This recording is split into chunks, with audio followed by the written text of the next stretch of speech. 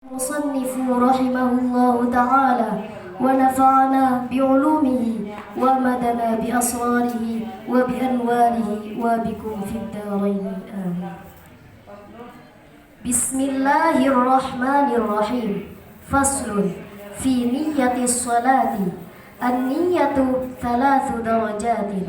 إن كانت الصلاة فرضا وجب قصد الفعل والتعيين والفرضية، وإن كانت نافلة مؤقتة كراتبة أو ذات سبب وجب قصد الفعل والتعيين، وإن كانت نافلة وجب قصد الفعل فقط.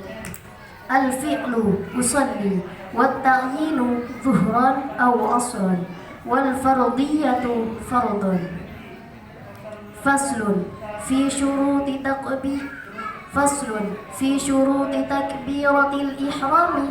شروط تكبيرة الإحرام 16: أن تقع حالة القيام في الفرض، وأن تكون بالعربية، وأن تكون بلفظ الجلالة ولفظ أكبر، والترتيب بين اللفظين، وأن لا يمد همزة الجلالة وعدم مد باء أكبر، وأن لا يشدد الباء، وأن لا يزيد واوا ساكنة أو متحركة بين الكلمتين، وأن لا يزيد واوا قبل الجلالة، وأن لا يقف بين كلمتي التكبير وقفة طويلة ولا قصيرة، وأن يسمع نفسه جميع حروفها، ودخول الوقت في المؤقت،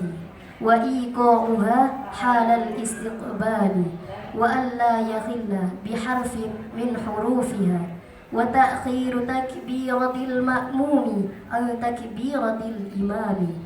فصل في شروط الفاتحة. شروط الفاتحة 10: الترتيب والموالاة، ومراعاة حروفها، ومراعاة تشديدتها، وأن لا يسكت سكتة طويلة ولا قصيرة يقصد بها قطع القراءة، وقراءة كل آياتها ومنها البسملة، وعدم اللحن المخل بالمعنى، وأن تكون حالة القيام في الفرض، وأن يسمع نفسه القراءة، وأن لا يتخللها ذكر أجنبي. Bismillahirrahmanirrahim. Fasal di sini menjelaskan tentang niat sholat. Niat sholat itu ada 3 derajat, ada 3 tingkat. Jika sholatnya berupa sholat fardu, maka wajib berkehendak melakukannya, bermaksud melakukannya. Sedangkan bermaksud mengerjakannya dan menentukan sholat dan kefarduannya. Akan tetapi jika sholatnya berupa sholat sunnah yang mempunyai waktu seperti sholat rawatib, atau yang mempunyai sebab seperti sholat istisqa dan sholat khusuf, maka hanya wajib bermaksud mengerjakannya dan menentukan sholatnya. Akan tetapi jika ternyata sholatnya adalah sholat sunnah mutlak, maka cukup hanya bermaksud mengerjakannya saja. Dan tadi yang bermaksud mengerjakannya adalah lafaz usolli, saya mau sholat.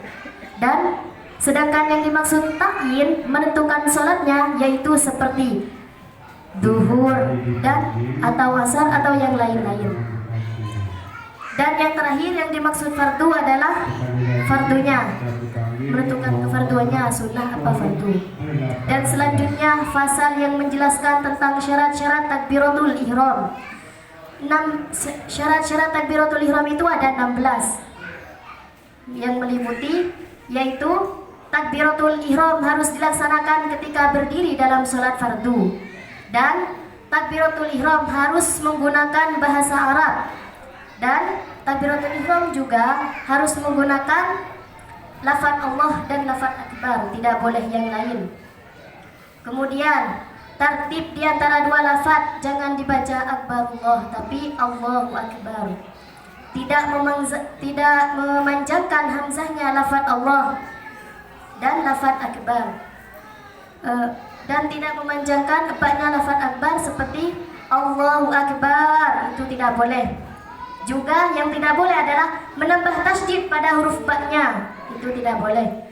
Juga tidak boleh menambah waw sukun atau waw yang berangkat di antara dua kalimat seperti Allahu akbar atau Allahu akbar.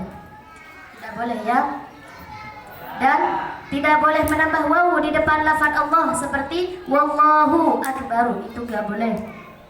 Juga di antara dua kalimat takbir itu tidak boleh berhenti, baik pemberhentian itu sedikit ataupun lama ataupun sebentar. Dan kemudian harus memperdengarkan semua huruf takbiratul ihram pada dirinya sendiri. Masuknya waktu sholat untuk sholat yang mempunyai waktu. Dan takbiratul ihram harus dibaca ketika menghadap kiblat, bukan ketika menghadap ke timur, artinya menghadap kiblat. Dan tidak boleh merusak salah satu huruf-huruf Fatihah. Dan takbiratul ihramnya makmum itu lebih akhir daripada takbiratul imam, tidak boleh bersamaan dan tidak boleh mendahulukan. Fasal selanjutnya menjelaskan tentang syarat-syarat surat Al-Fatihah. Syarat-syarat surat Al-Fatihah itu ada 10. Yang pertama tertib, yang kedua bersegera, dan selanjutnya menjaga huruf dan tasydidnya surah Al-Fatihah.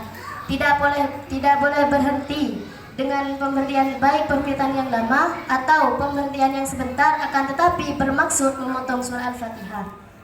Membaca semua ayat Fatihah, tidak boleh separuh-separuh. Dan yang termasuk dari surat Al-Fatihah adalah surah Basmalah. Terima kasih. Wallahu a'lam bishawab. Wassalamualaikum warahmatullahi wabarakatuh.